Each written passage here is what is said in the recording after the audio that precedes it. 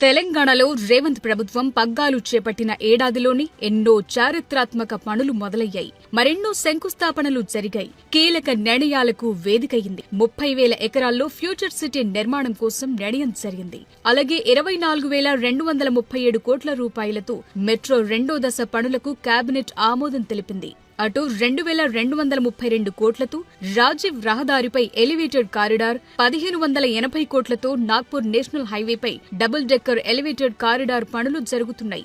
మరోవైపు మెహదీపట్నం వద్ద స్కైవాక్ నిర్మాణానికి రక్షణ శాఖ పర్మిషన్ తెప్పించడం సీఎం పట్టుదలకు నిదర్శనం. 18,000 కోట్లతో రీజనల్ రింగ్ రోడ్ నిర్మాణ పనులు, కేబీఆర్ పార్కు చుట్టూ 826 కోట్లతో 6 జంక్షన్ల అభివృద్ధి, మురుగునీటి శుద్ధి కోసం కొత్తగా 39 ఎస్టీపీల ఏర్పాటు, ఎల్లంపల్లి నుంచి 20 టీఎంసీల నీటిని తరలించి హైదరాబాద్ తాగునీటి అవసరాలు తీర్చడం ఇవన్నీ బృహత్తర ప్రణాళికల్లో భాగంగా ఉన్నాయి.